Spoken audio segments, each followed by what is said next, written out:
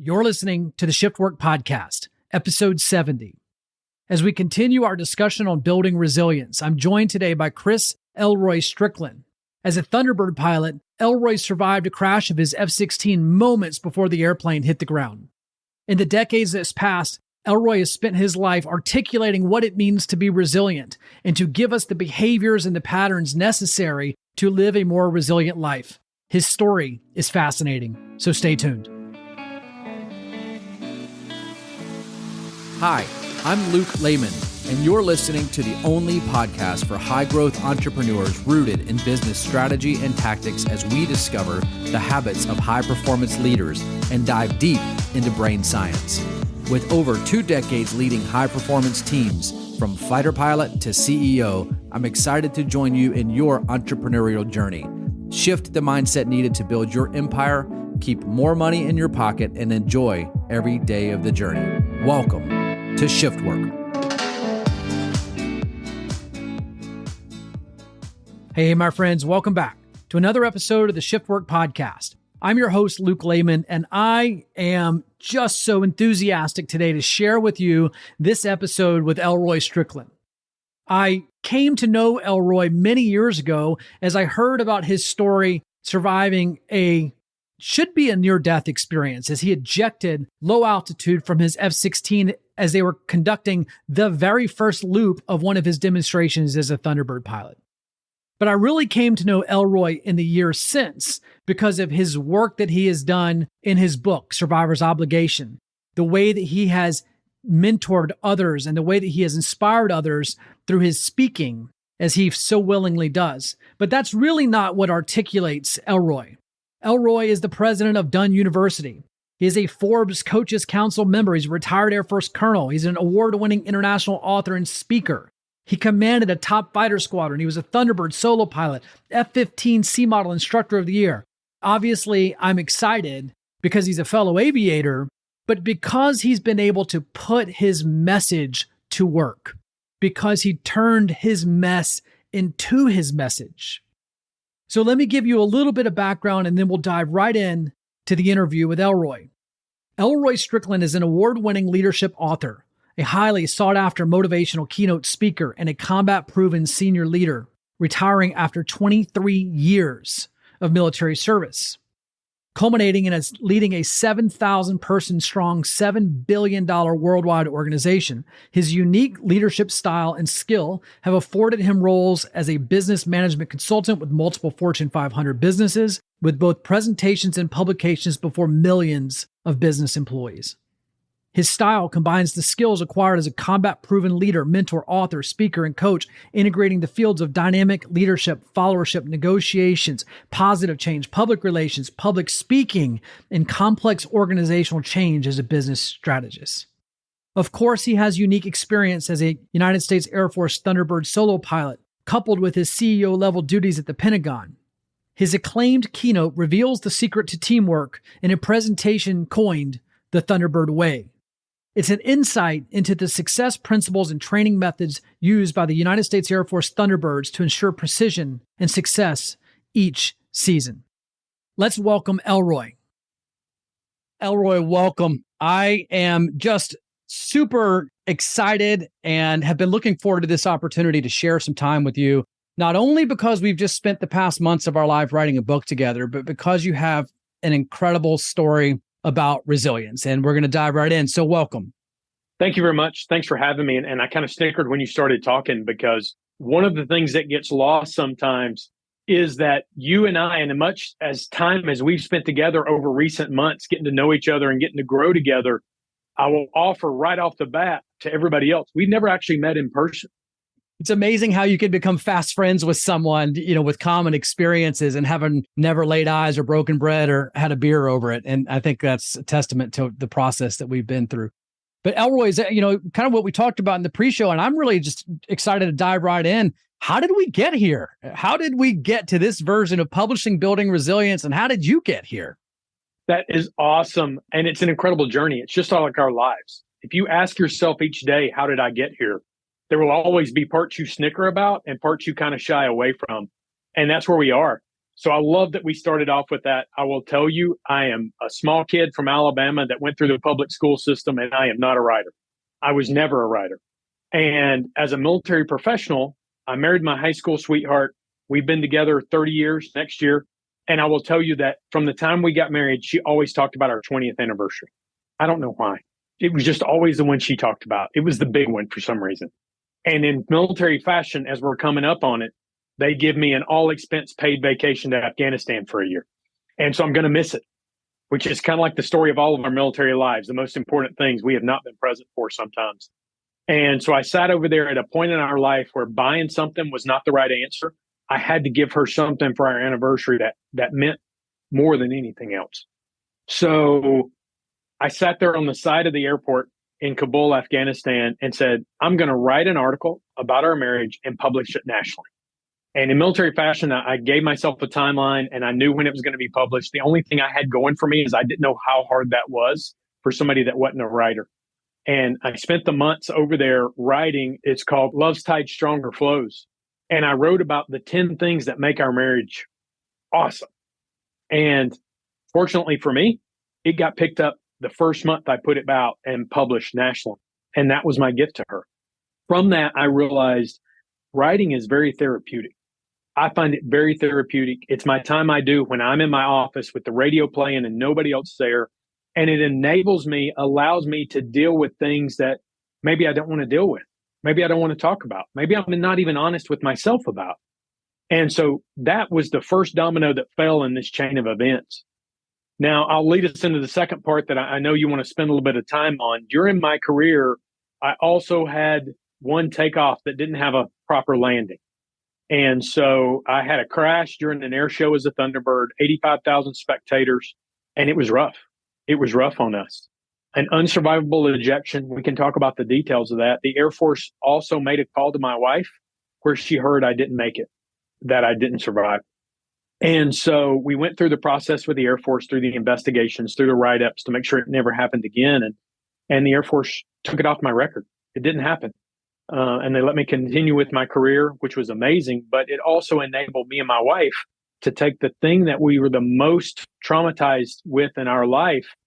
And we said, well, if the Air Force can act like it didn't happen, let's do it too. So we subconsciously didn't talk about it for 13 years. We didn't talk about it at all. I mean, it didn't get mentioned in our house. And then it came to a point where the trauma became unbearable. What I called the skeletons in the closet that were hidden away that I didn't want to deal with. Some things happened that caused that closet to open up, and they came flowing out, not on my schedule. And I had to deal with them when I wasn't ready to deal with them. I wasn't prepared to deal with them. And that will lead us into our talk on trauma. But that's kind of the rough, how we ended up where we are today before we get into the Military Mentorship Mastermind series. It is a interesting journey of how you and I got here. But the way that you got here is super interesting. And we agreed in the, kind of pre-show notes that we're not going to spend a lot of time talking about the Thunderbird crash, but it is not unremarkable that you spent a portion of your career as one of the elite members of the Thunderbird team. And for the listeners who likely grew up seeing the Thunderbirds or the Blue Angels, it is cool. But realistically, you and I know that that's not really where the elite go. That's not the true top. We would say that the top go into the weapons school and the top become commanders of operational squadrons. But what was interesting is I've listened to a little bit of the things that you've said about the ejection specifically. And again, the listeners can go listen to some of those as you've described some of the emotions, but there's something that you said that is very interesting to me. And it's talking about the calmness as you exited the airplane, as you began to become aware that the airplane wasn't going the way that it should go. There was no energy for you to be able to finish the maneuver, about the level of calmness that you had. And I'd like to hear just a little bit more about your feelings as you kind of put yourself back in that moment or into that emotion right prior to the ejection. So the entire flight was 25.25 seconds. So think about what you do in 25 seconds. I take a drink of this coffee sitting beside me. Most of us don't do anything meaningful that is life-changing in 25 seconds. My entire flight, from wheels lifting off the ground to impact with the ground and explosion, was 25.25 seconds long. Very shortly after takeoff, I knew that I was not going to make it. I knew that I could not recover the aircraft. And training had told me that once I pulled my nose below the horizon, I had to finish the maneuver or I would hit the ground. And in this moment, people always say, I bet you were terrified. I bet your heart rate was through the roof. Everything that you imagine as a bystander was going on. And my answer is, it was the most calm I've ever been in my life, ever. That 25 seconds lasted over 3 hours to me. Temporal illusion, temporal distortion slowed things down to the point that my Air Force training kicked in. It speaks to the testament of what training does for high-performing teams and how important it is. I had practiced everything that could go right and everything that could go wrong. I had known and rehearsed my actions. So we always say we want to know the first 3 actions we take if something goes wrong, because that allows you decision space to analyze a situation while your body's going through the motions. And so while I knew my aircraft was going to hit the ground, here I am, what I equate to the Monday morning quarterback. I had flown that maneuver over 286 times, and I was playing the events of the day against reels in my mind of how it had went before. I was fast forwarding, rewinding, trying to figure out what was different so that I could correct them, try to figure out what was wrong so I could make it right. And as we speak, that even sounds unbelievable coming out of my mouth, but that's what was going on. All while I was also thinking of how do I best recover to the aircraft to a position to minimize damage and impact to the crowd. 85,000 people on the right, 12 people on the left, standing on a control tower. And as I went through that maneuver, just everything was calculated and happening in a fashion that training had led me up to. As I pulled inverted, I knew I wasn't going to make it. I thought about ejecting. Like every fighter pilot, I go look at the ejection envelope because we have it memorized, and it told me there was no chance of survival, so I elected to stick with the aircraft. Pointed straight down at just over 1,000 feet. I again thought about ejecting. I went to that chart. It was unsurvivable. I see 85,000 people to the right, 12 to the left. I turn the aircraft halfway in between so that when it hits the ground, the engine won't tumble toward any of them. As I come down the backside, I again realize there's nothing I can do. I start to get ground rush as the aircraft is going below 150 feet, falling straight out of the sky.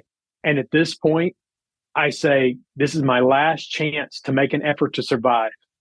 And I hate to say it this way, but fighter pilot hand said, buddy, you took this jet and you bring it back or you don't come back. It's what I want none of my fellow pilots, none of my sister pilots to ever think in their life. It was a complete wrong decision. But fighter pilot hand said, you're sticking with it and trying to pull this aircraft through. And at the last very moment where I knew there was even an inkling of survival before I hit the ground, all of a sudden I watched the canopy come off that F-16 in such slow motion that I watched the rockets fire.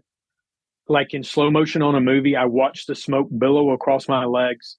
I watched the canopy come off the aircraft, and I'm going through what is in actuality less than a half of second of actions. And in my mind, I go, what just happened? I decided not to eject. I told you not to eject. And I look at the canopy jettison handle. It's still in place. I look down and go, the only other way would be if I pulled the ejection handle, which I didn't. And I look down and the ejection handle is in the center of my chest. In the center of my chest, because my body through training knew that it was time to eject. So when my fellow fighter pilots say, what's it like to make the decision to eject? My answer is, I don't know. I never have. Training just kicked in and it just happened. So although fighter pilot hand said, stick with this and you deal with what comes out of it, my family and future hand said no. And it just pulled the handle. There's so much power there. And there's some components of what you said that I want to dive into. And temporal distortion is one of those that's so interesting to me in that it's so finite. We all know what 60 seconds are on a clock, but 60 seconds can feel like an hour or it can feel like seconds. And I guess as we go through this process and we talk about building resilience, it almost feels like it's hard for the average person to think about. It's not that Elroy Stricklin is elite. It's not that you had a decade or two of training. It's about decision making. And there's two things that really come up to me in there that are interesting. And for sure, the temporal distortion is one of those, but it's also the level of compassion that in that moment that you were keenly aware of the 85,012 people that were around you. and that you were cycling through those. But if you were to try to articulate that temporal distortion and that decision-making process first, how do you articulate that for someone who's trying to make those decisions for themselves and to be aware of where they should apply energy and how do they use time in their favor? I love that you stuck in that because I think we could do a whole show just on that instant. And what I always tell, especially young entrepreneurs, starting out in life, starting out in business, where people are beginning to invest their livelihood in them. As a leader, you have to realize that every decision, whether it's your life, your personal, your flying, like you said, this had, as much as it was about me, it had nothing to do with me. It had to do with the training that every Air Force fighter pilot, every Navy fighter pilot has. Because between every action and a reaction is a decision.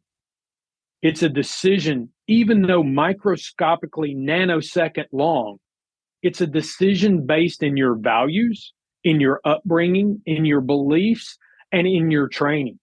So when people say, sorry, it was just a reaction, I completely don't believe in that. There are no automatic reactions except for the one based in what you truly believe, what's important to you, and how you've been trained as we're going forward. And like you said, 60 seconds is 60 seconds, except when it's not. And in that moment, it lasted a lifetime for me because we used to joke, I don't do this anymore because I used to teach ejection seat training in the F-15. And we always told new students, you got to memorize the checklist because you got the rest of your life to figure it out. And that's really a really bad joke when you think about it because it's really deep. And in that moment, I had the rest of my life to figure it out. And the rest of my life might have only been a half second because realize I left this aircraft 40 feet off the ground. I split the entire 25 seconds in the middle of 1/2 second window that the ejection seat company said was still outside their envelope, but it was the only chance I had at any slim chance of survival. And it was because I had been through training for so many years. It was because I had already played out that scenario in my mind and I knew what I was going to do. That's when my body went into autopilot and just did it. But when you lead your companies, when you lead your family, when you lead your church, your community, more importantly, when you lead yourself, don't take the cop out of, oh, it was just a reaction. That reaction is based in your belief and values and your experience of yesterday. Yeah. And I think about that often as we share this journey with others, is that was Elroy Stricklin uniquely prepared for that because you were a fighter pilot, or were you prepared for that because you were a human? I don't want someone listening to be able to think that they can't have the same level of decision-making and resilience. And, is it automatic? Maybe not. If I put them in an F-16 as a listener to go, you may not have that, but you can liken it to the way that you respond to a child. My daughter a few years ago walked out in front of traffic and very instinctively, without deciding what didn't feel like a choice, I grabbed her aggressively and pulled her back into safety. And I think a lot of what you're talking about there is, and I spend a lot of time on the show talking about values-based decision-making, is that there were a series of values that you cycled through very rapidly. And what happened in 25.5 seconds, very quickly, you cycled through all those decision-making and then you made a choice. And I think that's what's, most empowering as you lead a very large organization currently and empower others, is that we are really nothing more than a series of choices. My encouragement to others is to slow down and to look for what choices you did. You had in the ejection, you had choices. You could ride it in, you could die, right? You could keep the airplane safe. You could eject, you could point away from the crowd. There were choices that you could do, but how do you now teach or coach or mentor people to allow enough time to pass or to slow down or zoom out that they can see the choices that they have in front of them? It's really, and this has nothing to do with an aircraft ejection. This is any choice we have in life, like you said, like the one with your daughter. But you have to be honest with yourself with what your values are. And my co-author of Survivor's Obligation, which we'll dive into a little bit more in a minute, he always said it best. He said, in this moment, I didn't only shed my aircraft, I shed the persona of who I was. Because for the first time in my life, the persona of being a fighter pilot conflicted with my family, conflicted with my future. And fighter pilot hand said, stick with it. That's what a fighter pilot would do. and my family hand trumped out. There was no negotiation in my mind of which one trumped, but you have to understand what's important in your life and what values you truly live or die by. Because as many people say, is it important enough to you to die for it? Right? We've all heard that before. I think the more powerful way to say it is, are your values important enough to live for? Yeah, that's powerful. Well, let's talk a little bit about that, because survivor's obligation is a lot about the relationship that you had with your spouse and a lot about the relationship that you had with yourself as well. And you talk about basically shoveling it away for 13 years and to kind of sweeping the post-traumatic stress. And there was a level of high performance that you likely experienced as you continued with your Air Force career, because you did not medically retire. And what I'd like for you to kind of just reflect with us is some of that handling, the way that you thought about it, believing that you were making the best decision that you could for your family. As you reflect back on that, what would you have done differently, or what did you learn in survivor's obligation as you wrote through that you can share with us on how we handle the stress and the trauma? First of all, be open. Be open to the people you're open with. And you and I have grown over this over the last months. We've had some really painful conversations, and I mean painful within ourselves as we share with each other. But you look at my spouse, I started dating her when she was 15. We grew up together. We went to high school together. We've been married for my entire adult life. And I thought she knew everything. And when the situation happened, I was making the decision I thought best for my family and my career and my future. Because back then was a time where mental health, problems dealing with things, post-traumatic stress was not something we openly discussed. Because back then, I will tell you, as a fighter pilot, my every interaction with my doctor was, how do I not be honest with him to the point that it will cost me my flying career? And I'm not in any way saying that is the right answer. I'm just telling you that's a realistic average across pilots. And so the easiest way to do that, to stay on my path, was to not talk about it and to act like I was okay, because it was an act. And then this time, as I entered what turned out to be my last assignment in the Air Force, I flew until I retired. And the anxiety that I was dealing with myself personally, that I wasn't even admitting to myself, I always said, if I climb the ladder to get in a cockpit and I don't leave my anxiety on the deck, I'm not going to fly that day, because that's not fair to the safety of my wingman. And on one day I went to climb the ladder and it got in the cockpit with me. And so I got out. I didn't fly that day. And I went to my doctor, and like a good fighter pilot, you can imagine I'm 2.5 inches shorter from hitting the ground after my ejection. So I went in and I lied. And that's painful for me to say. I didn't want to fly anymore because of my anxiety. And I walked into my flight surgeon and said, my back hurts, which wasn't a lie. It did, but I could deal with it. And I said, I can't fly ejection seat aircraft anymore. My back's too bad. And the short version of this is, he was an incredible flight doc. And he knew that the most important thing to a fighter pilot is to get back in the cockpit. And as we went through some therapy and rehab of my back and everything, and he comes in a few months later, and I still remember this moment. He was so proud. He was so happy. He called me into his office and he said, Elroy, I got great news. I went to the Pentagon. They approved a waiver for you to get back in ejection seats with your back. And the most unprofessional moment in my career, at that moment, he kicked the lock off my closet. And unfortunately for him, he was the only person standing in front of me. And 13 years of bottled up anxiety and undealt with trauma poured out into his office so severely and so loud and unprofessionally that his secretary walked in and asked if she needed to call security. He said, no, we got it. And from there, I started seeing a therapist, and I started dealing with post-traumatic stress. And the first thing to deal with it is to acknowledge it. And for me, it's to be open with it. And so I went, it was a rough time because it was so bottled up. My wife and I, it was hard to deal with because we didn't talk about it. As we went forward, I went back to that article I wrote for her and said, well, I can put my emotions on paper in a better way than I can talk to people about. I mean, you see me, I get emotional right here talking to you. And so I sat down, and my co-author was diagnosed with stage 4 cancer and given less than 5 years to live. And he was younger than me.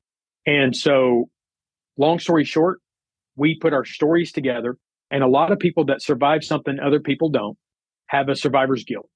For military people who come back from war and all of their teammates didn't. They had the guilt of why did I survive and others didn't? And you see, nothing to take away from that, but we didn't feel guilty from it. We felt like we were left here for a reason. We felt like we were on this earth and given a tomorrow for a difference we were supposed to make. And our focus in life became telling our story so that other could grow through us and so that we could be prepared when it really happened. And it took my relationship with my spouse, which Terry is awesome, and I thought we couldn't be closer. Now we're closer. My relationship with Joel, my co-author, we became incredibly close. And I will tell you, writing this book, he will tell you and I will tell you, one time we quit writing it because we yelled at each other and we both got frustrated because we were dealing with our traumas. We just happened to be doing a project through it together.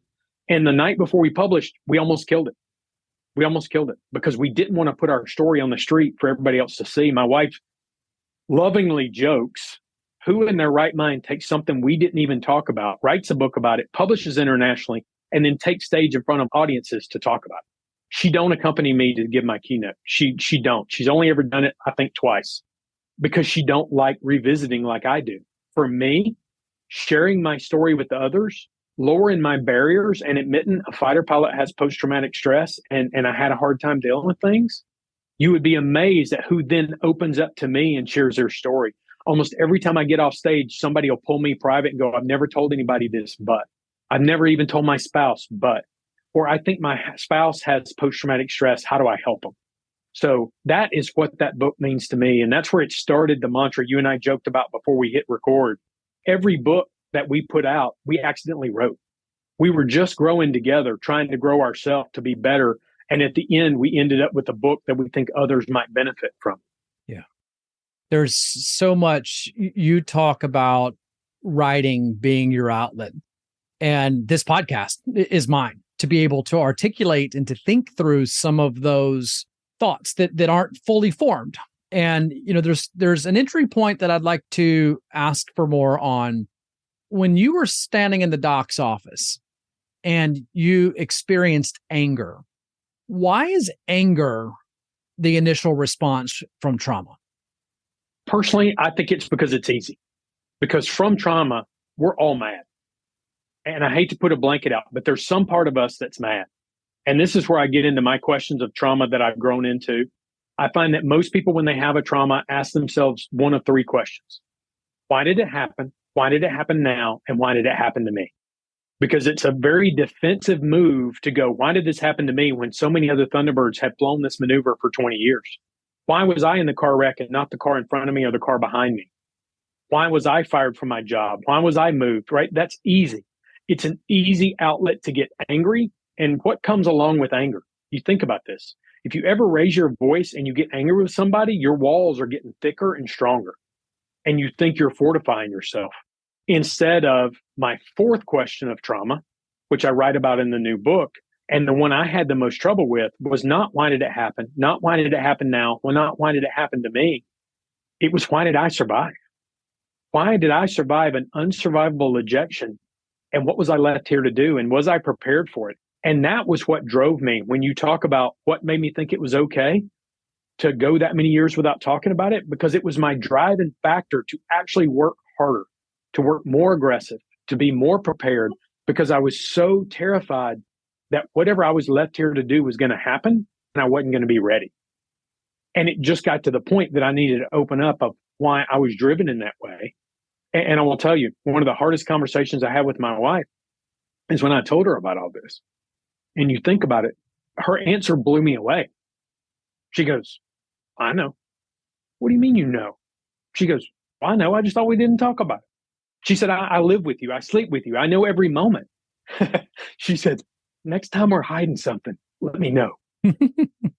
It's human nature for sure.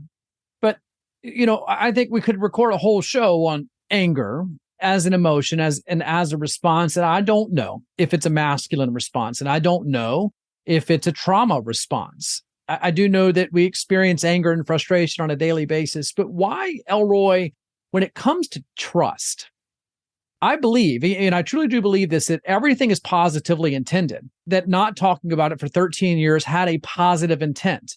And some folks do things that we can look at very clearly and say, that's not very positively intended, but it is for them. Even drug addicts are attempting to relieve a pain and they're doing something for themselves that has a positive intention. But when it comes to trust, and potentially this is just being a father or a husband, but I think it's as much as being a leader, why do we shelter the pain from others? So let's go to our kids on this one. So I have 4 children, and my number 2, my little girl, when she was young, she was me made over. She is fearless. And she would just jump off stuff. And I would have to do the dive and catch to get her before she hit the ground. And one day she dove off the stairs. And I barely got there to catch her. I don't want her to break her head. I want to go to the emergency room. And I was so frustrated. And I said, "What are you doing? Why did you do that?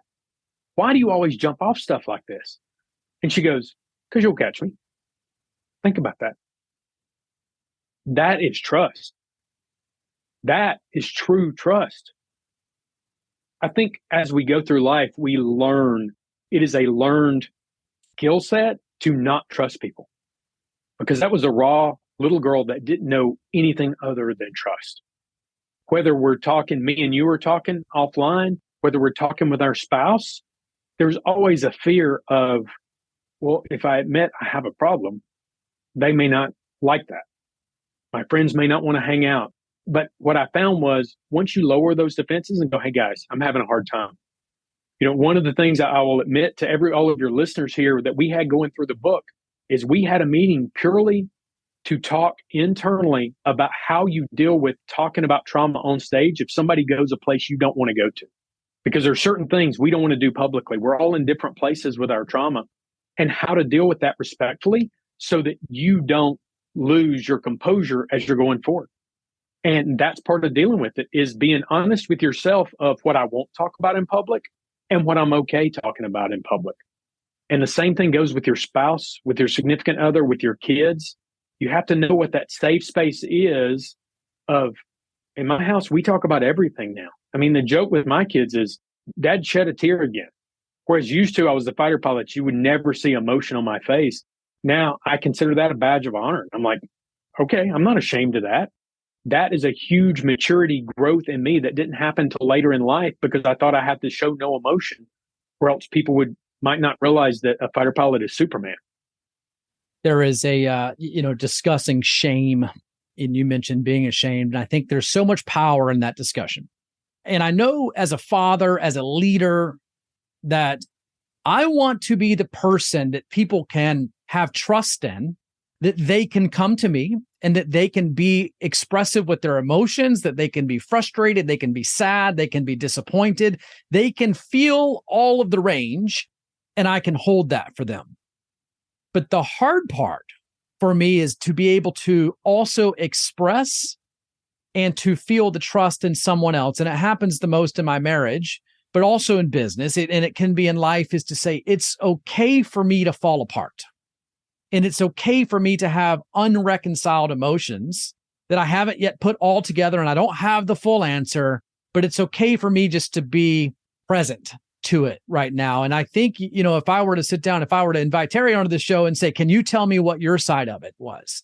is that the real trust happens when you can be vulnerable and you can share and you can open yourself to the same level of openness that you would expect from someone else. And I'm just kind of interested, as you've gone through this real reconciliation with some very heavy trauma, what your view of the world is on that. I heard something recently that I think kind of summarizes what you're talking about is we can be great friends. And with my great friends, I listen to your stories, I listen to your trauma, and you listen to mine. And that's a great friend. But for you to be family, you have to shoulder my pain with me, which is different than listening to the story of my pain. And as to grow together, we have to shoulder each other's pains. When you look at the new book we're about to talk about, realize somebody else in there ejected too. And as much as we just listen to my story, it sounds easy compared to his ejection story, which had less chance of survival. And when he and I shared our stories together, those weren't listening to each other's stories. Those were shouldering each other's pain. And that translates outside of the shared experiences of the ejection into some things you and I have shared with each other, into the life experience. I don't know life without my wife. I don't, because I've been with her for almost 40 years now. And as you look at that, you think about that when you're looking at your connections, because you've heard me say this a million times, and the listeners that listen out there will hear me say this. You are the average of the 5 people you spend the most time with. Choose them wisely. And those 5 people should carry your burden with you, should carry your pain with you, not just sit there and go, yep, that stinks. I get it. Because that's different. And that is whether you're a spouse, whether a close friend. Purposeful peers is what we started talking about as we shift over to aiming higher. Because after I finished Survivor's Obligation, it took us 2.5 years to write.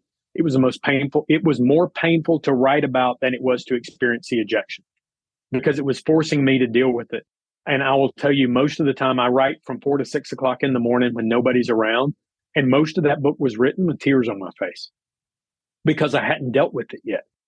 And then after I got over the scars and the tissue and the growth of writing that, we went into COVID, and we have our mentorship groups that you and I get in with people like us. And we go, hey, as a young entrepreneur, how did you do this? Or this is what I'm facing. How can you help me out? And as we went into COVID and everything went virtual, we put that together into monthly calls, and we called them purposeful peers. And we're there to mentor each other in life and share experiences and empower each other's growth. But nobody wants anything out of the conversation other than to grow together. And as we went through that, we decided we were going to write down the 3 things we mentor people on the most. Well, 5 people, 3 things you mentor, that's 15 chapters. You open and close it, you have a book. That's where Aiming Higher came from.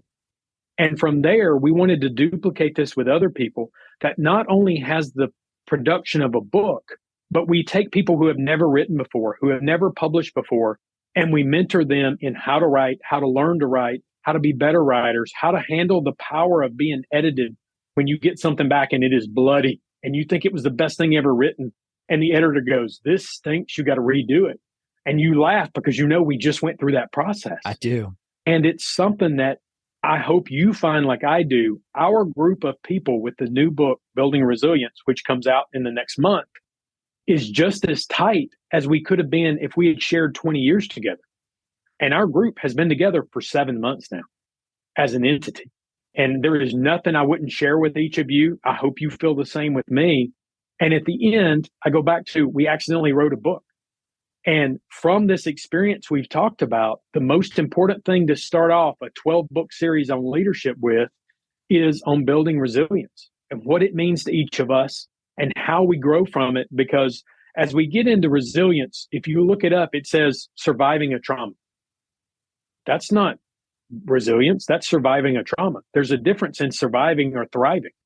And we want to thrive. We want to learn from every experience, because suffering, pain, and loss sharpens our awareness of what's essential to us in every aspect of our life. It lifts us above the everyday and gives us a wider perspective on our lives and puts pressure on us to focus our hearts and our minds on the true sources that strengthen us as people and enable us to grow. And so with that, I'll turn it over to you and go, that's how we ended up with the new book that's coming out. And our vision for doing this with multiple groups down the road to create this culture of survivors, this culture of people who are hungry to be more tomorrow than they are today. Yeah. It is a powerful experience. And to reconcile some of your own thoughts and to move through the process. And I think that's why journaling is so powerful. We just happened to publish it. Many of our own thoughts, and we allowed it to be peer reviewed.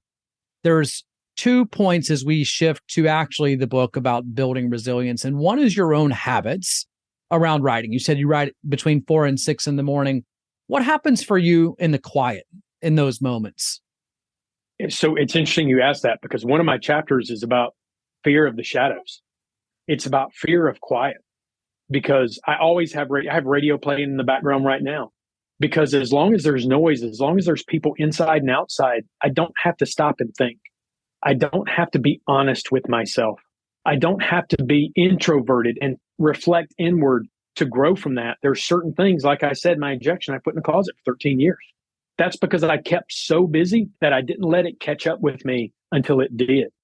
And so it's painful sometimes in the morning to start a day that way, because sometimes I'm looking at something that I don't want to look at, or I'm admitting I have a shortfall that I need to improve. I need to read on, I need to watch podcasts on. And that's the reason I intentionally start every day like that, is with that moment for me. Because used to, I woke up and within 5 minutes of waking up, I was out running on the road. because that's what I did every morning. That was my inflection at that point in my life, is to go for a run by myself with my headphones on and think for a finite period of time. As I grew past that, I needed to put pen to paper, to journal, to detail it, because once you put pen to paper, there's more accountability on it to yourself, even if you never show it to anybody. One of the articles in the upcoming book, I shared something that I wrote almost 10 years ago that I've never shared before. I wrote it in one of those journaling moments. And before we sent our book to the publisher this week, I actually started to come to you guys and say I wanted to pull it out because it's painful to share that. But that's what that reflection time in the morning, that personal growth, because the only thing you can affect as a young leader, starting an entrepreneur, starting a company, as a young person graduating college or starting your career, the only way you can affect change is to affect it in the only thing you control. And the only thing you truly control is yourself.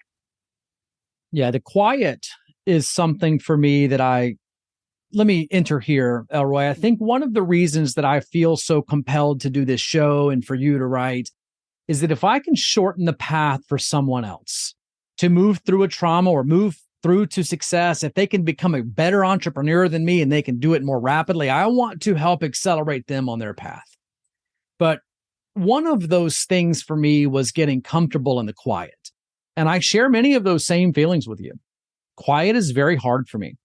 And it's probably been a few years ago now where I reached down, I actually was living in Raleigh, North Carolina, and I reached over and I just turned the radio off as I was driving and just got present to everything or to nothing and to allow it. Okay, to that hurts be. me to think about. I hate to interrupt, but I tell you, that hurts me to think about. It's tough. Yeah. And then you say, how long can I do it? Can I do it for 5 minutes? Can I turn the music on to break my own silence? And I think that's where the real growth for me happens, is when I put myself into those uncomfortable situations, to get done with a run and to say, I'm going to turn the audiobook off or the podcast off, and I'm just going to allow myself to think. And I think a lot of this in this journey that I've gone with you was to allow those thoughts to just be, and then to be open-ended and incomplete, and that it was okay, and then it was dirty, and then to present it back to a group of peers that says, let's help work through that. Let's make this thought be more complete. Let's figure out the impact that it's had on you and how you can share with others. Which, if you want to kind of start there, where I'd like to take this conversation as we kind of wrap this show up is really the power of community. And, I think that's, part of what we explored together was the quietness and the way that we looked through our own lessons, learnings, and failures, but then to really come together as a community, which seems to be real central to this level of success, is that we can have trust in the group of peers. And you talked about it being purposeful peers. And I believe that's what we did there. But, as you kind of think about this book that we've written together, what's your big takeaway about resilience that we can share with others who have gone through the same level of frustrations or failures that we have? Yeah, I'd like to share. If you remember going back when I was talking about survivor's obligation, I told you I almost pulled it the night before publication. And as much as my wife didn't want me to write a story, didn't want me to go public and talk about it, didn't want me to go on a tour, speaking to her and talk about it, she's the reason we published. Because my fear was in showing the vulnerability of, well, there's a lot of fighter pilots going to read this story and they're going to disagree with something I said about flying. Because that's what fighter pilots do, right? We pick at each other. That's how we make each other better. And I said, that's my concern. And she looked at me and said, nobody can disagree with the book. They can't disagree with it because the book is about your perception of a situation that happened to you and how you grew from it. It has nothing to do with the technical side of flying an aircraft. If you read the book and think it's about flying, I missed the point when I wrote it, because it's my perception. And that enabled me to be confident when I share my stories of, and I tell young leaders, don't tell people, hey, that's not what you said, because you can argue over what I did or didn't say. What I always say is, Psych, what I heard you say was, that's different than what you said.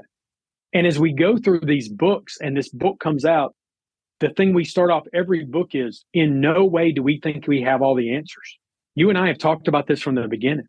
Don't think we think so much of ourselves that we have the answers. What we really have is really good questions. And we're going to share our experiences, because the purpose of the book, by the way, none of our authors make a profit off the book. All profits go to charity. So this is not about publishing books to make money. It's about publishing stories that can enable other people to grow. And you said it. It's about other people being better than us, because they can be so much better than me and you. If we're willing to share our stories, our trials, our tribulations, and how we made it through, how we made those traumas mean something, that maybe they can start as a higher than we did. I always say, as a parent with 4 kids, my goal is to give my kids a higher launching platform than my parents gave me. I'm not insulting my parents. I love them to death.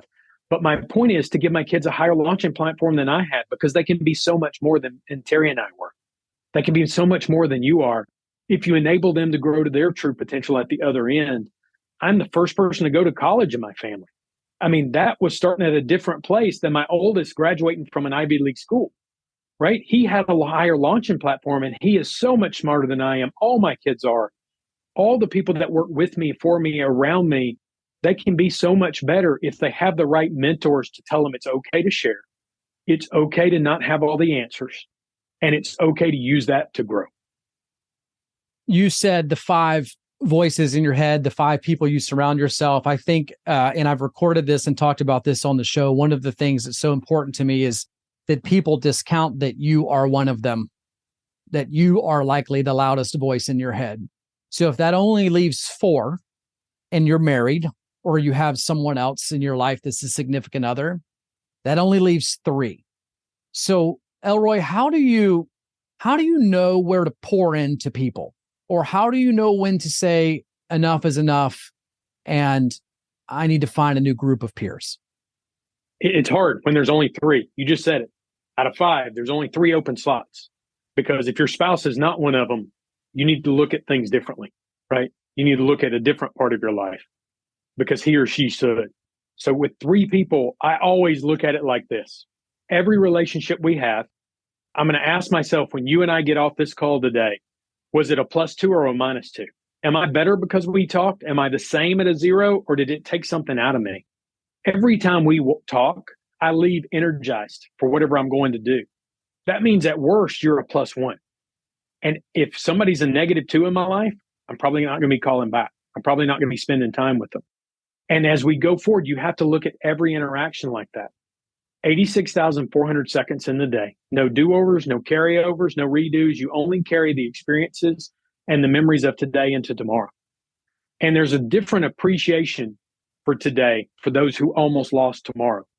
Because now every second of my life, I'm asking myself, am I spending it right? Am I doing this right? But with my most precious resource.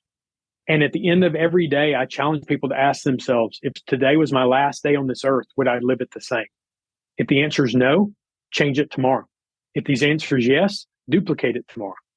And not to get too deep, but if you ask yourself that every night, unfortunately, we know how this story ends, and one day you're going to be right. So as we look at resilience, resilience is taking the experiences of yesterday.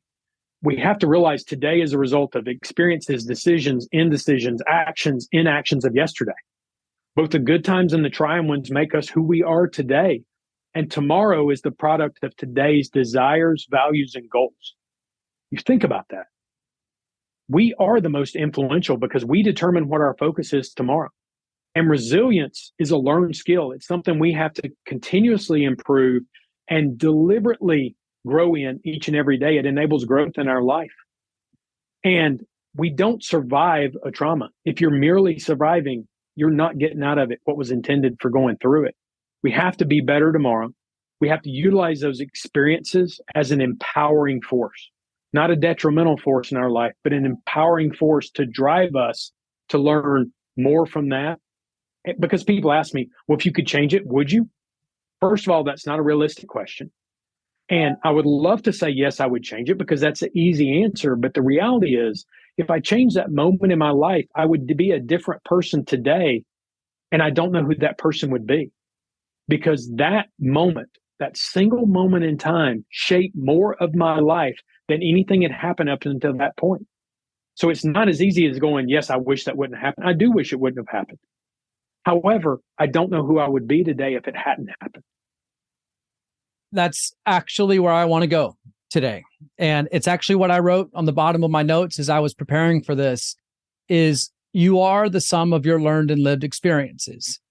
But for you, having written 3 incredible books and having surrounded yourself with a community. What makes you matter today? That's a tough one. So one of my mentors shared this with me recently. Jim Hunter, he wrote about servant leadership, world renowned. He's published like 100 billion books. He's amazing.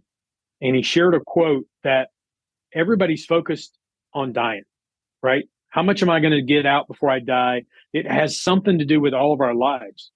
But he said, you only die once in physical, standing here, but you live every day. Let's focus on living, not dying. And when you die, you actually die twice. And this is going to hurt. This one lingers. I literally call him and go, why did you say that? You die once when you take your last breath. You die the second and more painful time when someone speaks your name for the last time. When your influence is no longer felt on this earth, your impact is no longer experienced by future generations, and nobody remembers your name. That's the most powerful death, because that is when your influence no longer exists. And I hate to say that, because it's one of those things about 3 days from now, a lot of your listeners are going to be thinking about and go, one guy attributes me single-handedly to his midlife crisis because of that statement. Because he goes, oh my gosh, I was focused on dying. I wasn't focused on my legacy, because that is what we leave behind. Yeah. Wow. I think you may have just created my midlife crisis. So thank you to you and your mentor for that. Elroy, this has been an incredible experience in writing this book. I too reflect that there's no hubris. There is no level of expertise in any of the authors. It's a journey of reflection and self-awareness. And if our own awareness or our own levels of awareness, the levels of discovery, levels of introspection can help lead others, and I think that we've done our job and it was worthy of our time. Is there something as we wrap today up that you would leave the listeners with that's really the sum of your experience and I guess in all of the books that you've written, but in Building Resilience, that says, here's the thing that we need to focus on today to be a better version of ourselves tomorrow? The biggest thing is, and I feel selfish in some of these books because, and you've heard me say this in our book meetings, I feel like I grow more than the new authors grow, because you all make me look at things differently than I've looked at them. And I hope that's my challenge for everybody that reads the book series, is that you look at your life from an objective view of how could we make it better? How could we better influence others? Because whether you're being a father to your kids, whether you're being a husband to your spouse, whether you're leading a company out there. One time I was in Manhattan and I was leading a 7,000 person team in the military, and he was leading a 7,000 person team in corporate America. And we sat down and I said, I welcome this opportunity to learn from you. And he goes, no, I brought you here to learn from you. And he goes, because you lead in a world where lives depend on you. And that's different in corporate America. And I said, no, it's actually not. Because in corporate America, don't kid yourself that lives don't depend on you. Livelihoods do. There are people that devote their professional lives to you, and their mortgage, their kids' future, everything they have in their life depends on you running an organization with servant leadership that knows that you're serving them and filling a needed aspect of receiving a paycheck. And that is really very simply different than us leading in combat, because lives are on the line here, but livelihoods are on the line here. And it is just as important to people with your leadership as you lead your organizations, as you lead your family, as you lead your church, and as you follow others in that journey. Elroy, so much good stuff. And I know that there's plenty that they can read and plenty they can listen about you.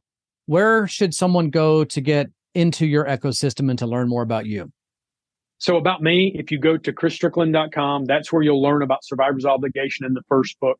We're preparing to launch a new website for the new book, which will be militarymentorshipmastermind.com. That will be the home of all books in this series as we're moving forward. Remember, I said there's going to be 12 books in the series when this comes out. And every time we finish, I think we can do it faster on the other side, because you can't learn fast enough.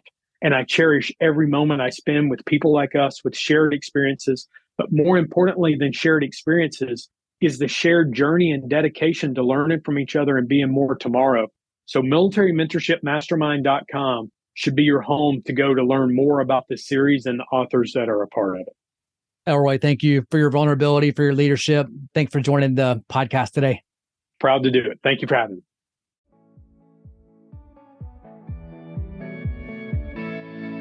Thanks for listening. If you found value in today's episode, please take the time to leave a review so that we can build our community of high-growth entrepreneurs. If you'd like to stay connected with me, go to www.lukelehman.com to find a link to your social media channel of choice.